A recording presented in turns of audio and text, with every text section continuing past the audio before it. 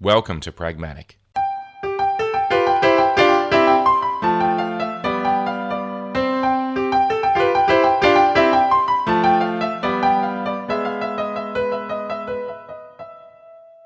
Pragmatic is a show about technology and contemplating the finer details and their practical application. By exploring real-world trade-offs, we dive into how great ideas can be transformed into products and services that impact our lives. Pragmatic is entirely supported by you, our listeners. If you'd like to support us and keep the show ad-free, you can by becoming a premium supporter.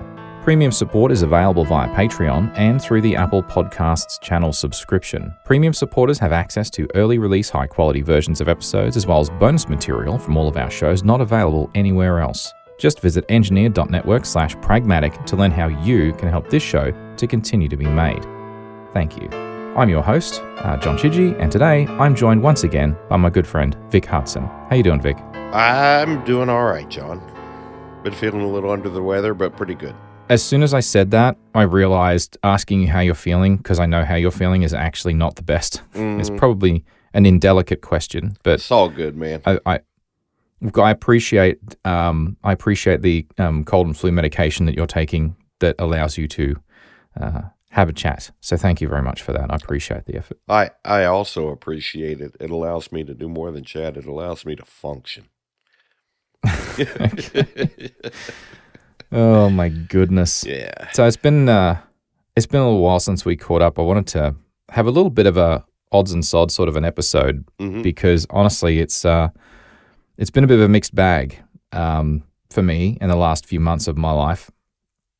Lots of stuff happening, not all of it good. Some of which I'm not talking about really. I'd rather not discuss yet. But there is a lot of stuff happening, and it's made it very difficult to edit, record, do anything. So in any case, the most recent thing that I'm happy to talk about is conference speaking.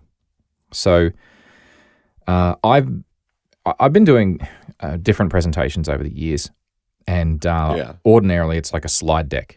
So here's a slide deck, and it's like, well, we did this with this thing. See slide A, and something else happens. See slide B.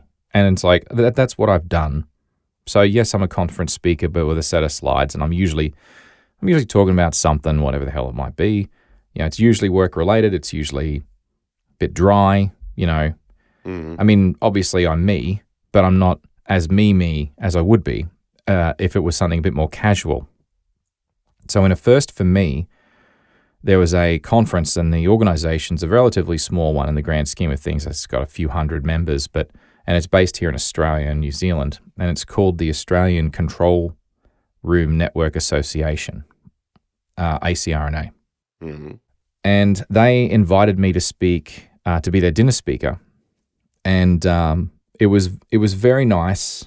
It was lovely of them to ask me, because it's not like I'd ever done it before.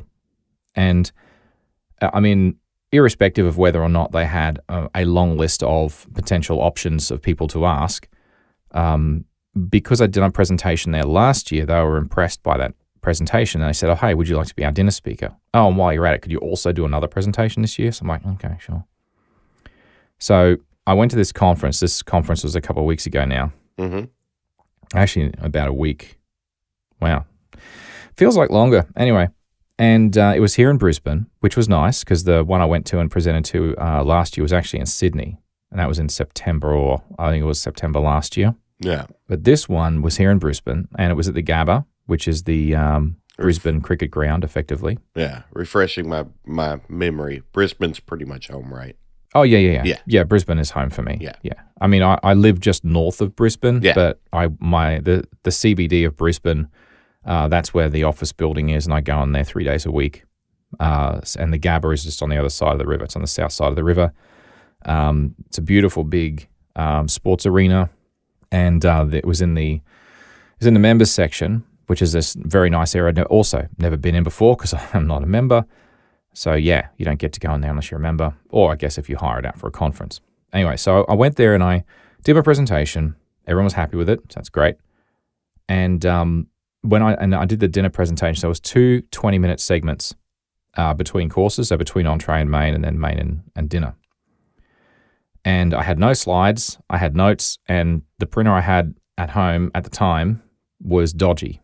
So I printed it, and it had this weird problem where it shadows. So the first top half of the page gets reprinted, but in a very, very light gray on the bottom half of the page. So you basically get this really weird ghosting shadow effect on the bottom half of the page. So all my notes were a garbled mess. Oh, that sounds like good times. Yeah, I thought it would be, quite the struggle. But the funny thing was that when I got up there, I actually didn't feel nervous. Normally, I get very nervous in the first 2 or 3 minutes of every presentation. I didn't feel that for the dinner speech at all. I felt quite relaxed, and I actually hadn't had anything to drink. Not really. I think I had like very small glass of sparkling wine, like an hour and a half earlier. So I could hardly say that I was intoxicated. I was barely had a drink. Anyway, so I got up there, did the presentation, and it went down very well. Had a lot of people that were very, very happy with how it went, very impressed, and a lot of people said to me, we'll have to get you to speak at, come and speak in future. And I'm like, okay, great. So, yeah, I've actually started down the road of, I've updated the Engineered Network website and said, hey, you want me to do speaking stuff? Then I can now say I've done a dinner presentation, a dinner guest speaker. That's cool. It was cool. It was a first, really, because I feel like that was different. I could never do that. Yeah, I'm kind of surprised that I actually pulled that off, to be honest with you. Yeah. Maybe you had just enough liquid courage, but not too much to sabotage the presentation. I didn't have that third drink. Yeah. Yeah. That's when the trouble starts.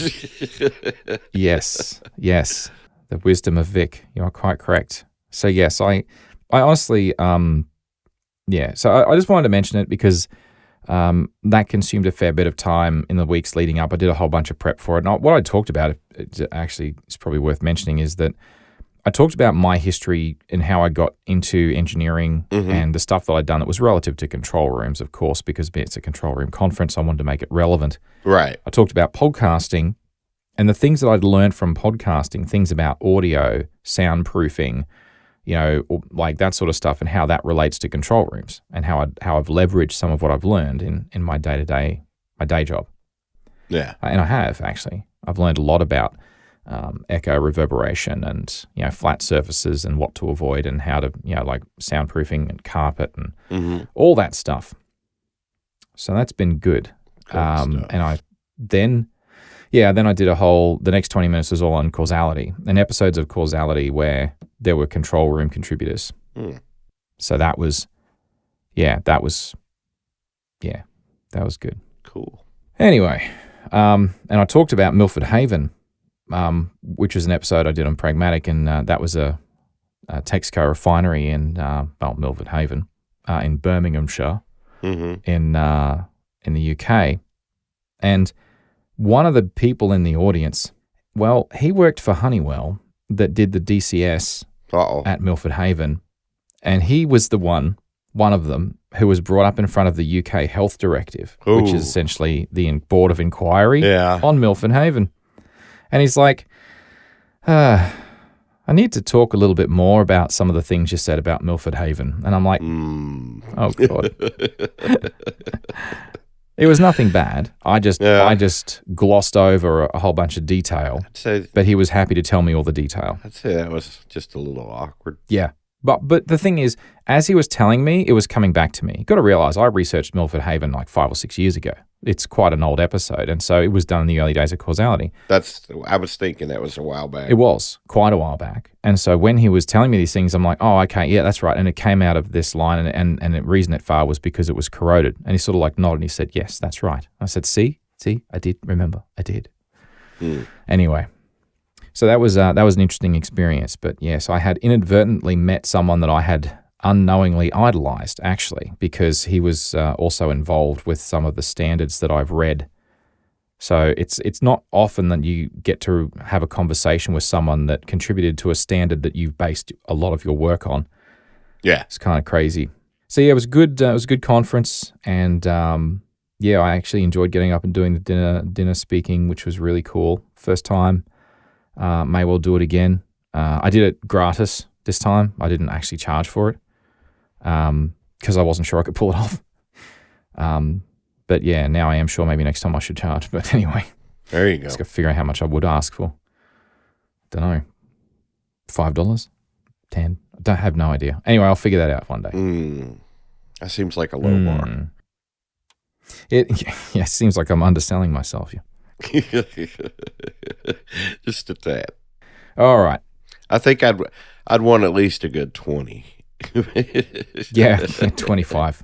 Yeah, I'd settle for a bottle of Long Branch or something like that. It's good stuff. Did you ever get to try that? I did, yes. And I'm about a third of the way through said bottle of Long Branch. It is very nice. It's so good nice. Stuff. Thank you for the recommendation. Yeah. It is very good stuff, yes. All right. So since we last spoke, there have actually been 2 Apple events. And I'm not going to do I don't want to do a big deep dive into them. Have you watched either of them or both of them? I'm just curious. I saw the first one. I have not actually gotten around to watching the Spooky Fast one just yet, but I am up on the machines that were released and the new chips. Yep.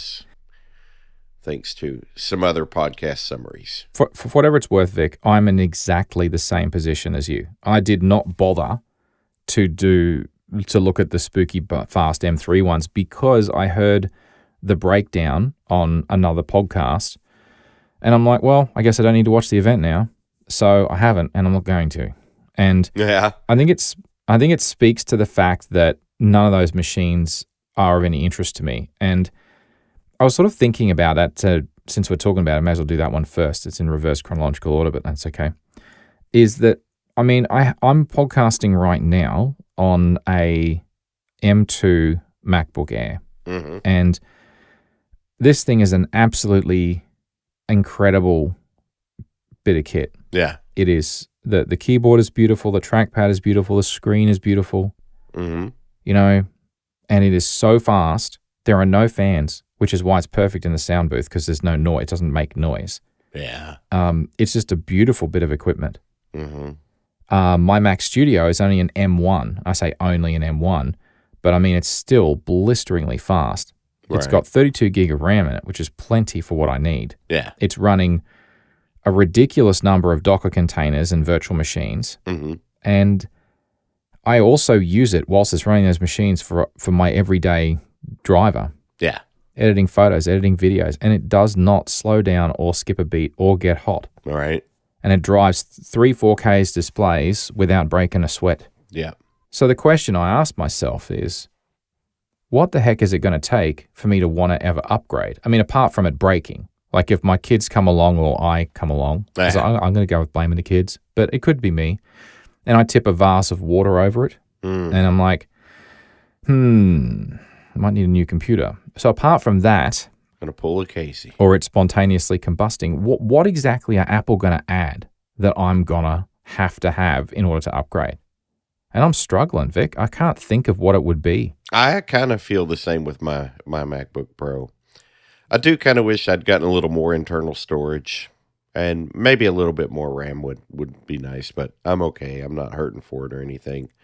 Because I've got the N1 Pro Max 16-inch laptop, the first one, and 32 gigs of RAM, which is fine for what I need, but I could see, potentially bumping up against that one day.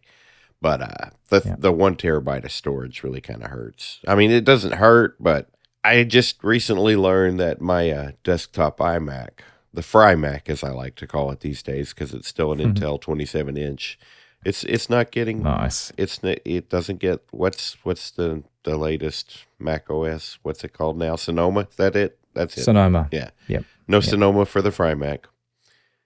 So that's a wake up call that its days are numbered, and I think I'm just going to keep using it till it dies, pretty much. But I don't think I'm going to replace it. I think I'm just going to get a studio display or something when it does kill, and just go back to just having the one laptop. And then I think I might feel that 1 terabyte crunch. But aside from that, performance-wise, I have no complaints whatsoever. And I mean, as spooky fast as those new M3s are, and they are quite impressive, but it's still, I don't have any complaints with the performance of the machine, man. I don't have No.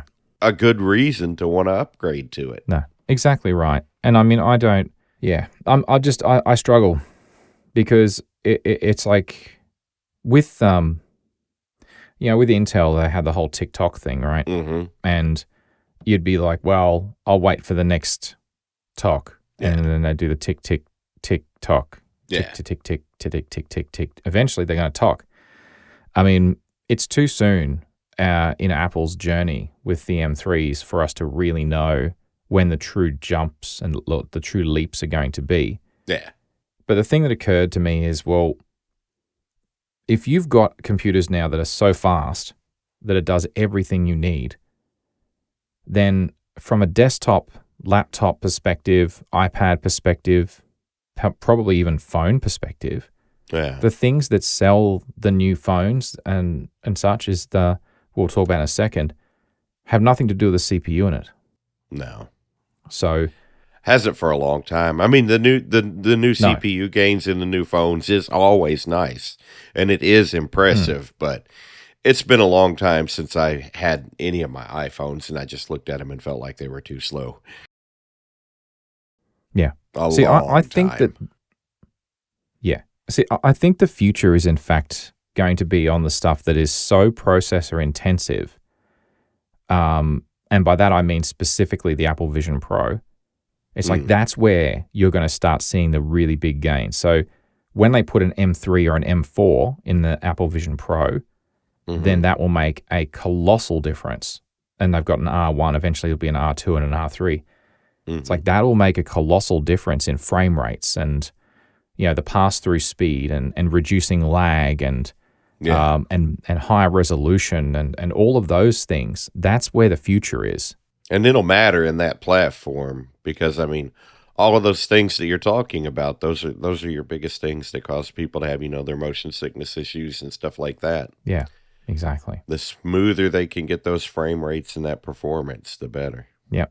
Whereas if you look at, in comparison, a desktop machine, unless you're doing heavy editing or lots of code compilation, the difference between an M1 and an M3 is irrelevant in terms of performance. You'll never notice it. Right. So, in any case, well, let me ask that's you a all question. well and sanitary. On your Mac Studio, I know that anecdotally, I know that thing tends to run a little warmer. Well, I don't think it actually runs warmer. I think it just generates extra fan noise is what I've heard for some unknown reason. But aside from just the ambient extra fan noise that it's got, have you ever really heard those fans spin up? Have you ever done anything to cause them to? No. Yeah, I don't think, I was talking to Ronnie the other day because he just recently got himself a new MacBook Pro. I don't think I've ever heard the fans on my MacBook Pro spin up. Not a single time. No. I tried really hard in order to just with pushing it with really heavy load. And it was just, nothing did it. Yeah. I had to actually use TG Pro, which is one of those fan control, like Max fan controls, another one you can use. Yeah. In order to crank the speed up. Because I couldn't do it. I was handbrake encoding for hours and it barely budged. It's just, wow. It's incredible. I would have thought the video encoding might get it kind of close to that, but that's impressive. Nope. Not even, I also did a whole bunch of ML stuff. Yeah. So I did, Mac Whisper. So I had that running as well. Yeah. Multiple sessions. I had like 3 of them running at the same time. Nope. Did not break a sweat. Pretty impressive. I mean, it was pegging CPU, GPU, but it was not spinning up those fans. Yeah. Anyway, all right. I just thought it was interesting because I kept going through in my mind. It's like, well, what would it take to get me to upgrade? And going to an M3 is just not going to do it. And I've got a perfectly good MacBook Air and Mac Studio. I just can't see it. That probably when and if the MacBook Pro dies, maybe, or I guess maybe if it reaches a point where they cut off OS support, then that might be a tempting factor. But short of something like that, man, I have no complaints with mine. No, exactly, and nor do I. So the other event was far more interesting to me, and there was only really one thing in that event that really got me excited. Yeah. And it wasn't just the new iPhone 15s. It was one particular model, which is the iPhone 15 Pro Max. Can you hazard a guess as to why? I'm gonna guess that maybe it has something to do with this 5x 120 millimeter camera you got in the notes. Oh, you're not supposed to say it's in the notes, mate. That's like, Sorry. okay. We can fix it with Perhaps. No. Can we fix that with editing? Oh, would you like me to play it? Do it. Can we fix that with editing? Yes, we can, Nate. Nate the Great. And I would, just so you know, because I inflicted a spoiler on Clay, and I feel bad about that even now, months later. The Doctor Who? Yeah, I still feel bad about that. Yeah. Anyway, Clay and I haven't. You haven't spoken? Clay and I haven't spoken since. Seriously? No. Seriously. I mean, I said I'm sorry. Oh. I don't. No. I doubt he's holding a grudge over it. Clay is such a lovely, nice man. He would not hold a grudge. I don't think he's capable of holding those sorts of grudges. He's just too nice. He is. But even so, spoilers with Clay is tricky, man. Spoilers with anyone is tricky. Yeah, but Clay really raises the bar. Like, it's got to be like 20 years old before it's safe to talk about. We love you, Clay. Anyway, so once again, sorry about that. But in terms of Ted Lasso, I finally watched the end of it. I still haven't seen season 3. Don't claim me. Oh, okay. So basically, what happens is, getting back to the camera. All right. So yeah. So the one thing that the iPhone 15 Pro Max has that the 15 Pro doesn't is it trades the 3x camera, which is still pretty respectable for a telephoto in a smartphone, for the 5x telephoto. So that particular lens is it's not, well, you can call it a periscope lens if you like to, or it's a prismatic lens, however you want to do it. It's a bunch of light bouncing through some prisms to increase the effective length of the lens. And it just makes it a little bit chunkier, or chonkier, as my kids prefer to say. Chonkier? I don't get that. Yeah. You just put an O instead of a U, and it's a new word. Chonky. The kids these days. Anyway, chonky. See, the cat's not chunky, she's chonky. Apparently. Boy. Anyway. Yeah, my kids. Anyway, so it has an effective focal length of 120 millimeters. Now, in a smartphone, that's insane. Yeah. Like, I have lenses, and I'll talk a little bit about my lenses shortly, and why I'm doing what I'm doing. And this will make Clay sad, actually. More sad than a spoiler, potentially. But 120 mm camera. So I've currently only got 2 lenses that cover that range. So I've got a 24 to 200 millimeter, f5.6 to 6.3, super zoom essentially. And then I've got the old Nikon 200 to 500, what I call a novelty lens. So those are the only 2 lenses that cover that or beyond. All my other lenses are much shorter than that. So the next nearest I've got is an 85. Yeah. As a camera idiot, these numbers don't mean anything to me. This 120 millimeters, is that what I need to reach the moon, or is that still not quite there? Nowhere near it. So all right. When you take a photo with a standard film camera, right, that will generally have the 35 millimeter film lens equivalent. That is, essentially, if you take a photo of the street and a city, a street view of a street, it'll capture a large amount of detail of that street. Right. You can do portrait shots with it, but it will take in multiple people. 35 millimeters. That's representing the distance between the lens and the sensor. It's more complicated than that. There is an episode of Pragmatic on photography that explains it, but let's put it this way. Everything's relative to 35 millimeters. So if you have a lens that is less than that, so let's say it's 24 millimeters or 20 millimeters or 10 millimeters, that becomes what they call a wide angle lens or an ultra wide angle lens. Right. So the smaller the number, the wider the angle. Yeah, I know that. Because Yeah. it's like So 100 looking through a longer or a shorter tube. Sure. Yeah. Think of it like that. Yeah. And then once you go to 85 millimeters, 85 millimeters means that you're going to zoom in closer. And by the time you get to 100, it's a little bit closer. 120, it's even closer. So that's why they call them a zoom lens. Sometimes they'll call them a telephoto. Yeah. Yeah. So 120 millimeter lens So what do is you reckon? decent zoom. Like Clay, when he posts his moonshots, what do you reckon the reach is on that? What millimeter would you estimate that is? I'm just looking for like something 8. to give me a comparison. The super close-ups of the moon will be like 600 millimeters, Okay. 800 millimeters. Okay. Yeah. So not even quite a fourth of that. No. Okay. No. The moon is a decent distance away. Yeah. So you need a decent zoom on it. Yeah, I knew that. I didn't know how much Yeah. is how much. So you can get these super zoom. But this is quite an impressive number for a phone camera. Oh correct? yeah, absolutely. Yeah. To the best of my knowledge, it's the longest lens on a standard smartphone. So I'm very impressed. So much so that I'm going to buy one. I haven't got it yet, but it is on my list. Yeah. And in order to afford it, I have decided Oh boy. that I am going to sell my oldest lenses. Oh boy. And this is the part, I know, this is the part where Clay gets sad. Look away, Clay. So the aforementioned 200 to 500 millimeter, what I used to call a novelty lens, the ultra telephoto, that is sold. I no longer have it. It's gone.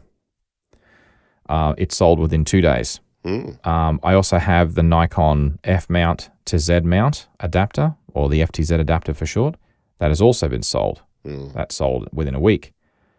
My ultra wide, which is a Tamron 11 to 16 millimeter ultra wide zoom lens, that has still not sold yet, but it will be next. And then once I've sold that, all of my old F mount lenses will be sold, and I will now only have Z mount lenses. The downside is that I will have nothing longer than 120 millimeters as for a camera lens once I get the iPhone 15 Pro Max. But that'll just have to do for a year or two. And eventually I will get a 180 to 600 millimeter Nikon Z That's cool. lens to replace that in the longer term. But the reason I'm doing this is because I was only using the super really long telephotos for cricket.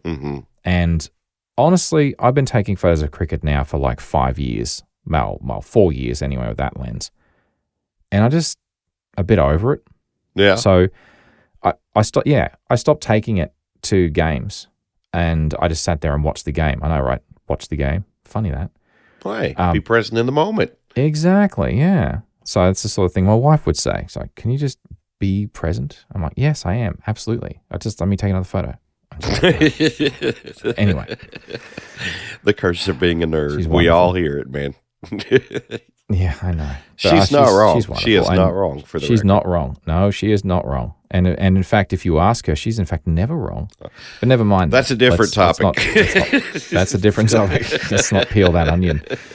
Anywho, but I've been taking a lot more photos of basketball because 3 of my boys play basketball. And so with basketball, I can't use the novelty lens because it's too long. It's like it zooms in so close. It need becomes something wider. too tight. Yeah. Yes. And so 120 millimeters is perfect. So if I sit in the middle of the court or even the other end of the court, I'll still get passable photos from the other end. Now, I know it's not the best in low light, but if you're taking video, it's less of a concern. Yeah.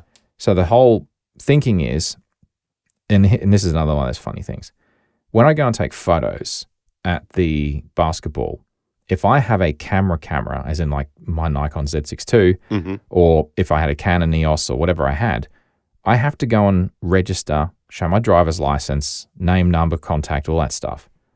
And otherwise, you're not allowed to take photos. Really? Now, yes, really. I guess I'm not joking. This is like for safety concerns. Yes. They want to know who's there's a in whole there bunch. with cameras and stuff. Yeah, that's the intent. The rule is in fact quite old. It's been around for about 20 years.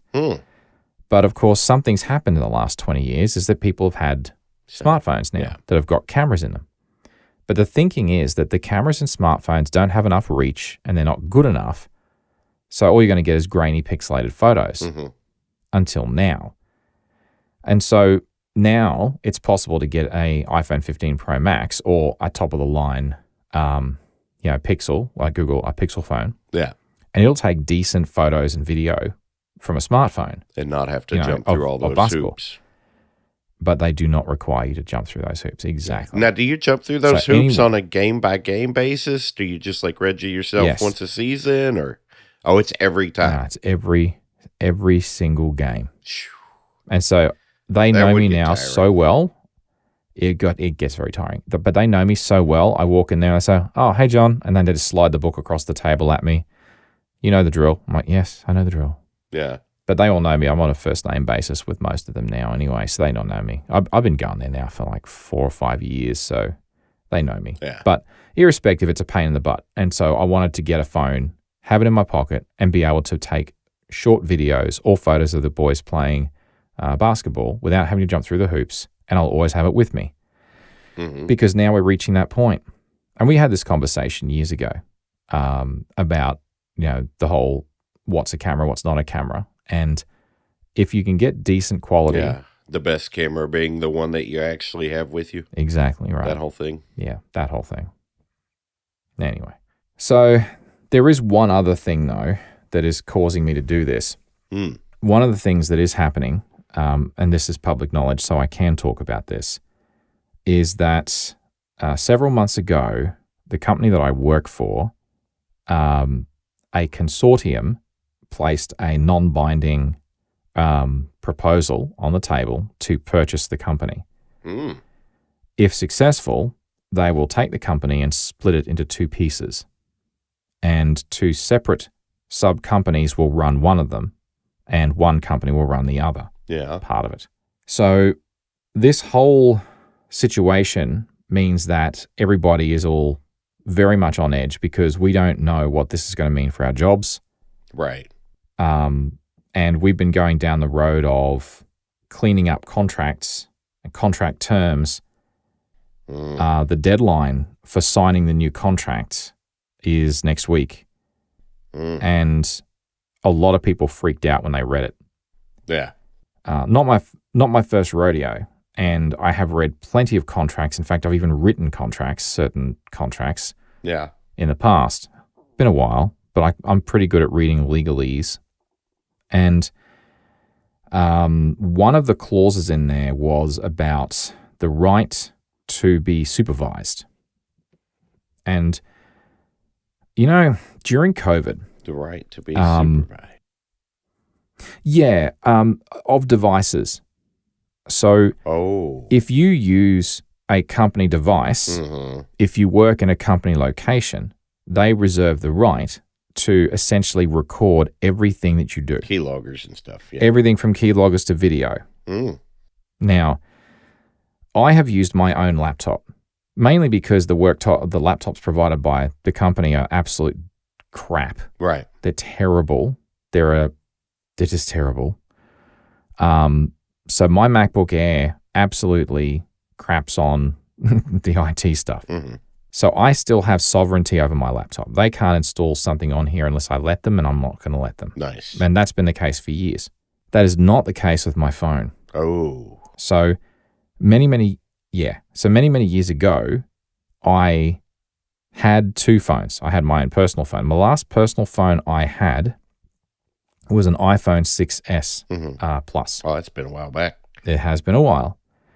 And then I also had a work phone. So what I would do is I'd forward my work phone to my iPhone 6S Plus. And my watch was tethered to that phone. Mm-hmm.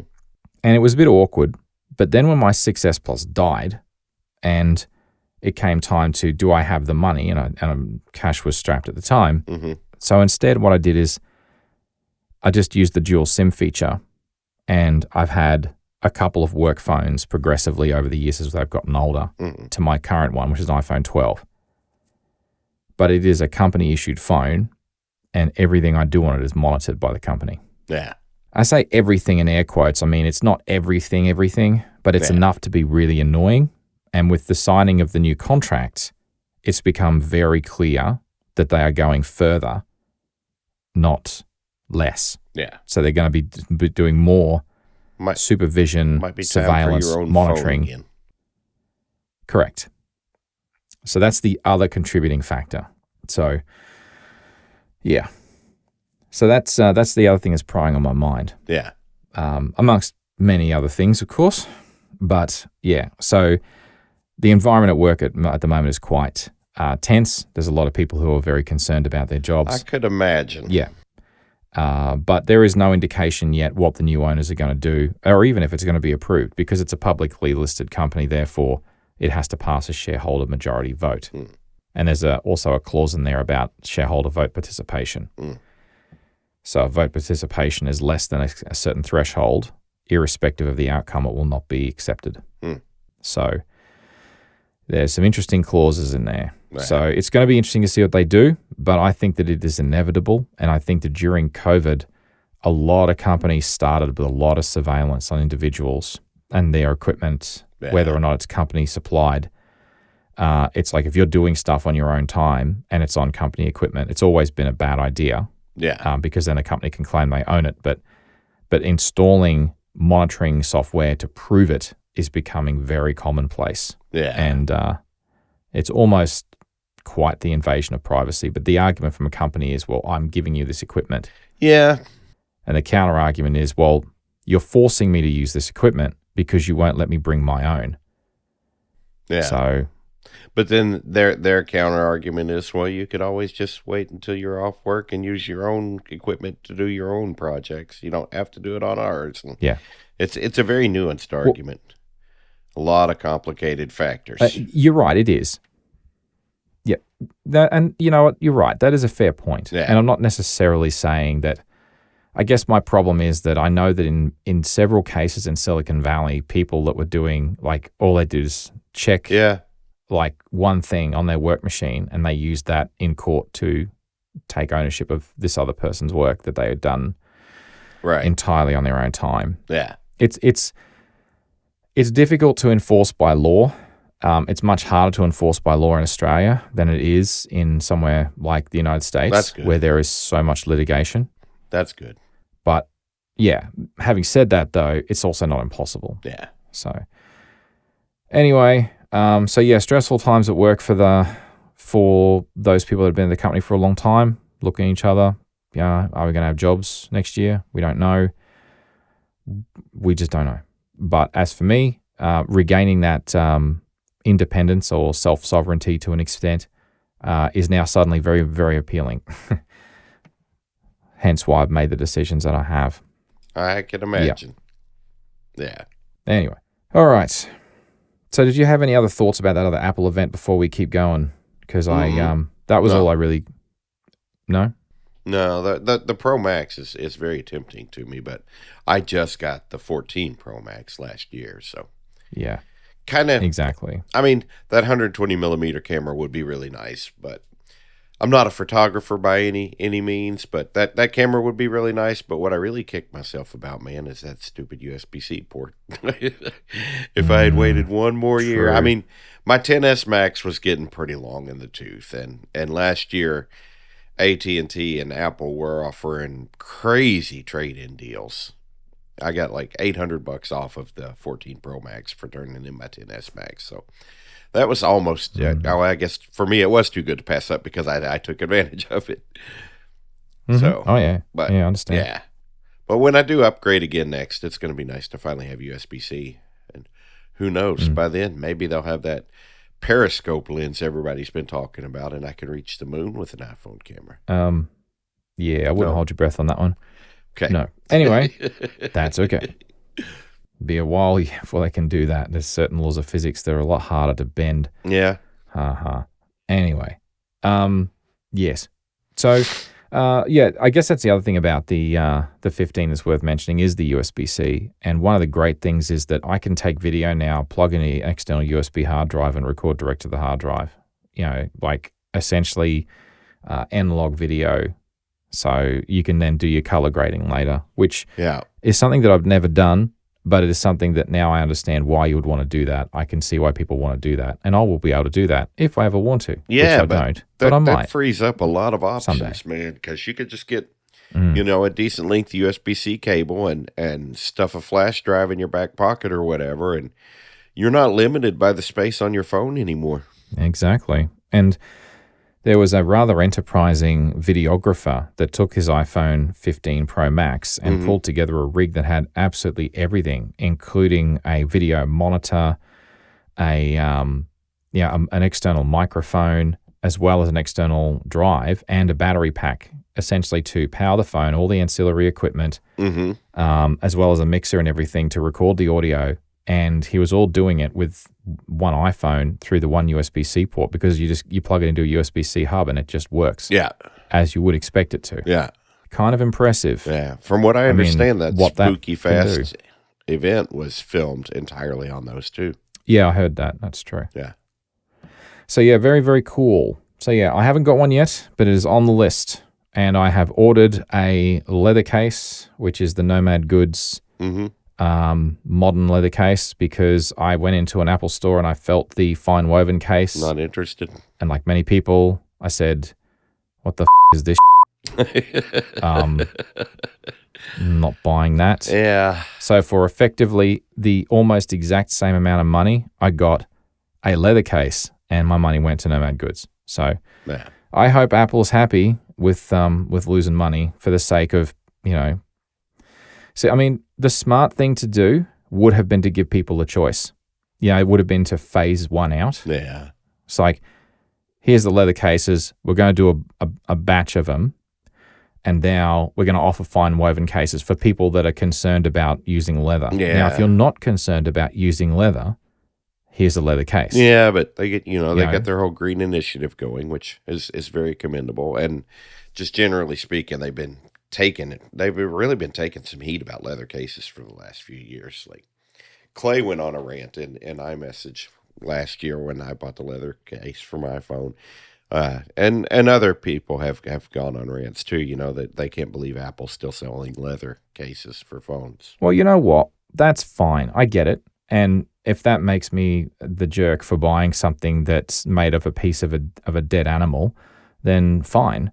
What about like my Tesla? No, I'm right there with you. I mean, given the choices that I have available to me right now, if I bought one of these phones, I'd probably search for a good third-party leather case. My Tesla has got white, not real leather seats. It's that plush leather material. We call it pleather. It feels like pleather. Yeah, it feels like leather, but it's not. Right. So it's artificial, does not come from an animal, but it is, to the touch, very similar to leather.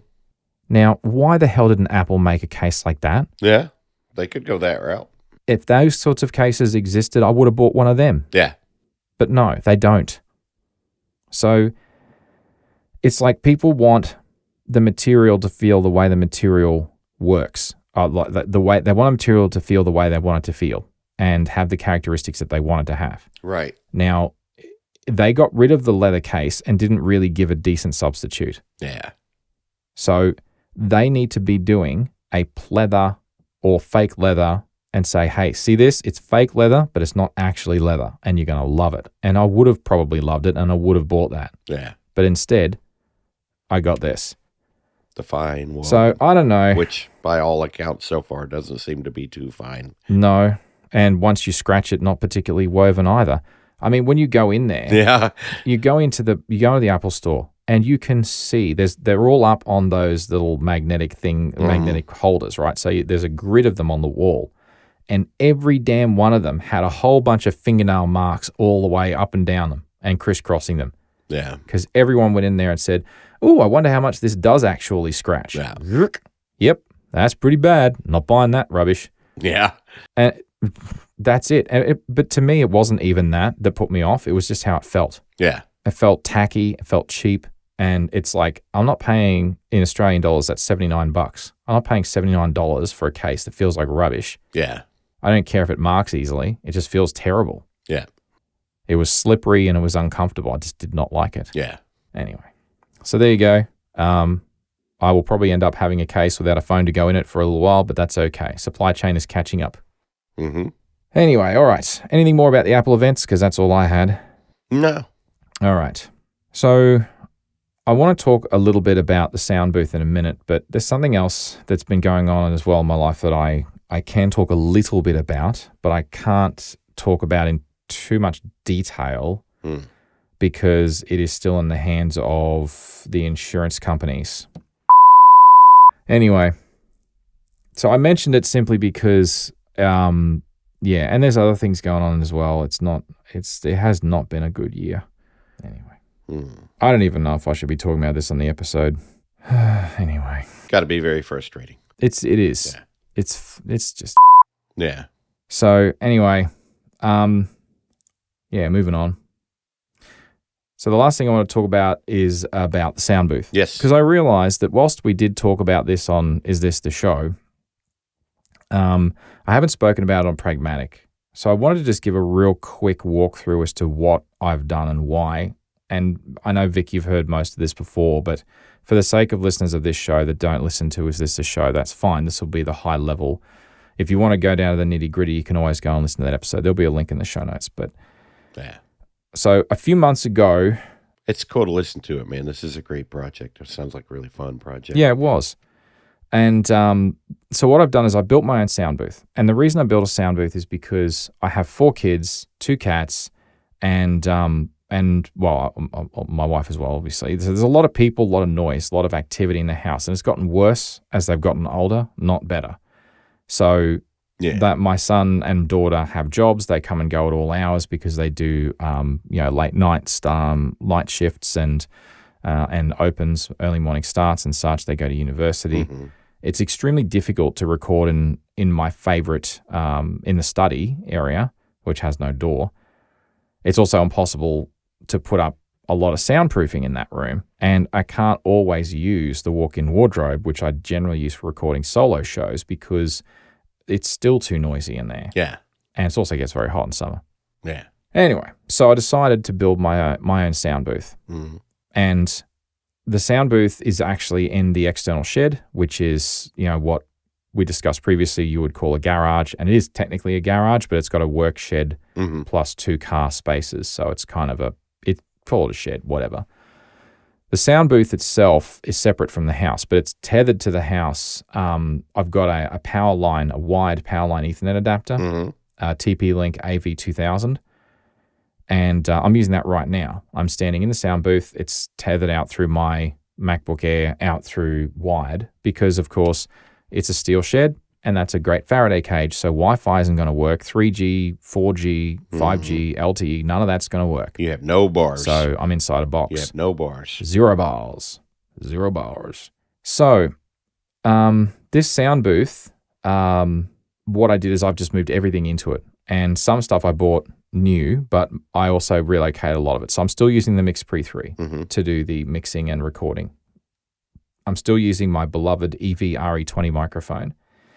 I'm also still using my 309A shock mount for said RE20. But I did purchase a Rode PS1 Plus boom arm. And I got the Plus because it could handle the heavier weight, which you need because the RE20 is quite a heavy microphone. And I then bought a bracket to mount. I didn't buy a bracket. I took the bracket that came with it and I modified it so that I could drill it into one of the studs in the wall inside the sound booth to hold it up. So I can get that in the perfect position. So the whole thing is built out of, it's a pine frame, basically it's a 45 millimeter by 90 millimeter, which is close enough to 2x4. So call it that if you like. And each of those lengths are 2.4 meters, whatever that is in feet. Apologies. And so the whole booth is actually It's okay. I speak meters. I know. I'm just thinking of the other listeners, but I prefer them actually. Yeah, it's easier. I'm in the crowd that wishes we had we used the metric system here. It's so much easier to like divide, multiply, and so on and so forth. You don't have to remember things like how many feet in a. Gotta love some base 10 and no fractions. Exactly. Yeah, fractions suck. But anyway, never mind that. So this thing's like 2.4 meters high, roughly, interior dimensions. So it's quite airy inside. Like there's quite a decent space up to the ceiling, which is really good. You don't feel claustrophobic in here. And the whole space is about 1.2 meters square. So there's plenty of room for me to stand in the middle. I can move my arms around and I can turn around, and it's actually quite relatively spacious, but there's still only really room for one person comfortably in here. I mean, you could fit a second person, but it's going to be super tight and not pleasant. Yeah. So I built the exterior. The exterior walls are just a particle board, and the interior walls are just drywall. And in between them, I put soundproofing insulation. And then I painted it with a latex-based paint. Oh no, well, technically it's water-based paint actually, but it's like an enamel, but it's a water-based enamel, so it's not a traditional enamel. And the reason I didn't use a traditional enamel is because whilst it would be harder wearing, it's not quite as good for acoustics. And of course, it has a really lingering smell, which in an enclosed space probably would have made it unusable for a long period of time while that dissipated. Till it really vented out, yeah. Yeah.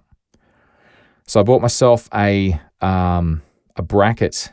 I forget the model number off the top of my head, but it's a bracket that holds the laptop, and it has essentially 3 shelf levels, one for the laptop at the top, one in the middle for the MixPre 3, and then one at the bottom for the Nano Control and Nano Pad. Yeah. So I can change the slider volumes and everything like that. Cool. For lighting in the room, I've got a couple of video lights that I'm using that are just USB-C battery powered. They do the job. Yeah. They create light. But to be perfectly honest, the light from the laptop screen is generally more than enough. It's I only really use them if I'm doing video in here, which I haven't done too much of yet. Yeah. So honestly, oh yeah, that's right. The other thing is I bought some acoustic foam for bass trapping, and I put in one set of it, and then I got some other very, very basic, cheap acoustic foam from AliExpress that came from somewhere in China. I put enough on there to do the ceiling, and the 2 of the 4 walls are totally covered, and the front wall is partly covered, but I've got nothing on the back wall yet because I ran out. I bought a second set of bass traps because I didn't like the bass response in the space. It was just not good enough for what I wanted to do. You don't want the bass to escape. Trap it. Well, it makes a really bad sound, and I've done a whole bunch of comparison audio. I haven't actually released it yet, but I'm going to do a video that goes through all of that, and that's cool. Just what I've learned about it. I put some nice carpet down, just some plush carpet to help absorb that noise, and the whole thing's sitting on some rubber mats to try and isolate it from the slab. Yeah. So the only thing that is not finished is I do have an air conditioner, but it is rather loud. Yeah. And I have actually used it to cool down the space before I started. But as it is right now, the sweat is pouring off me. It is rather warm. And it is a warm day, or, well, it's now like nearly, was it now half 11? Yeah. So it's getting late. Yeah. But the point is that it's still quite warm tonight. Yeah. And it gets very warm in this room with my body heat and my breathing. So it's not pleasant. So what I need to do is I need to build some baffle boxes that will allow me to pass, air-conditioned air into the room, drop the speed of the air down so that it doesn't make noise, and then have another baffle box for the outlet. Right. But all of that costs money. And at the moment, with everything else going on in my world, I've had to change my priorities. Yeah. So the entirety of this sound booth, I've been saving up for this for a long time. I've been designing this in my head, and I've been sketching this up in GoodNotes and gradually buying stuff. The entire booth has been funded through patrons of the Engineer Network, and that's awesome. Yeah. And I'm so very grateful for that, because it's given me an independent recording environment. And it's not quite done yet, but it is still very, very good and better than what I had. Yeah. And it allows me more of that recording flexibility. And if the rest of my life wasn't the show that it was, I'd be using it a lot more often. Yeah. I think Scott Wilsey referred to the sound booth as my accountability buddy. Well, yeah, I wish it was that simple. Yeah. Anyway. I just have 2 questions. So, yeah. Number 1, have you painted this thing to look like a police box yet? No, I have not. Okay. Number 2, is the family threatening to move you outside into it yet? Not just Not just yet, no. Okay. And I haven't been buried in the sound booth yet either, which was the other suggestion you made last time. They could wrap it with chains and lock you in.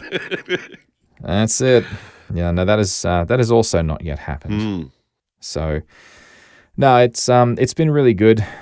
You're really in trouble if somebody drills a hole in concrete or water starts pouring. Yeah, that's true. The other thing that's been really good about recording in the sound booth is that I'm no longer disturbing the family. Right. So when I come to record out here, they don't know that I'm recording because it's completely separate from the house. It's completely isolated. You can't hear me.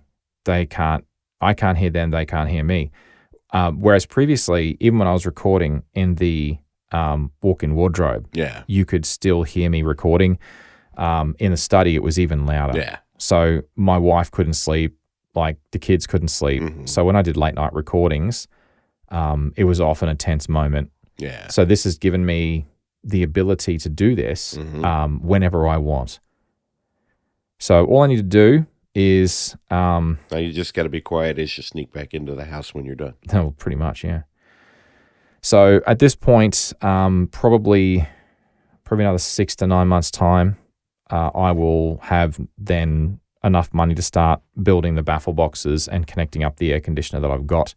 Until then, I'll be doing batch cooling, which is to say, run it, chill down the booth, and then use it once the temperature gets too hot.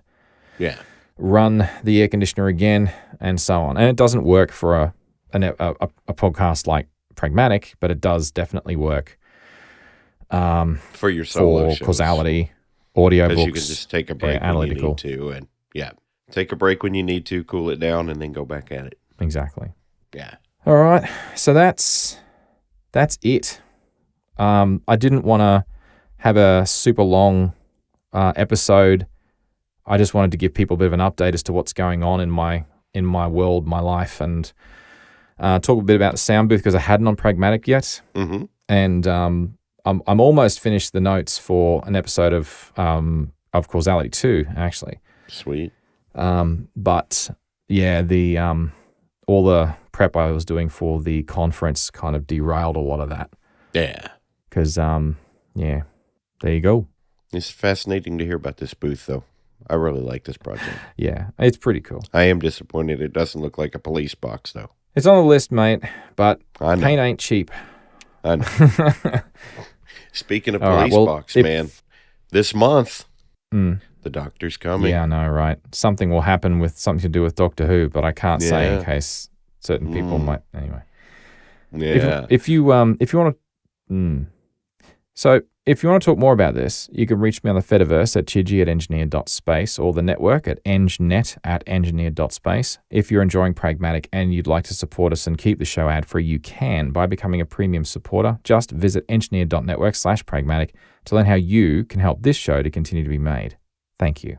A big thank you to all of our supporters. A special thank you to our silver producers, Mitch Bilger, Shane O'Neill, Leslie, Kellen Frodelius Fujimoto, Jared Roman, Joel Marr, Katarina Will, Dave Jones, and Chad During. And an extra special thank you to our gold producer, Stephen Bridle, and our gold producer, known only as R. If you'd like to get in touch with Vic, what's the best way to get in touch with you, mate? I am still on the Twitter, a.k.a. the X, but I'm not very active there anymore.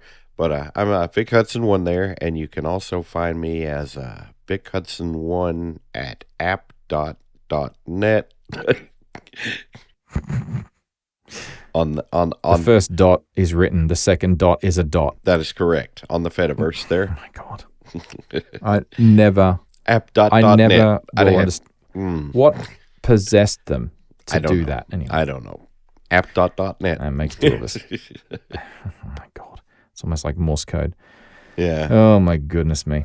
All right, cool. Well, it's good to hear that you're still floating around on the Fediverse, which is where everyone should be. Get off X. Oh my goodness, it is a train wreck. Anyway, moving on. Oh, I say moving on. That's it. Wow, there you go. All right, well, a special... I use it so I can keep up with jelly. Well, man, you got to have jelly. Oh dear. All right, a special thank you to all of our supporters and a big thank you to everyone for listening. And as always, thank you, Vic. It's always a pleasure having you on. Thank you.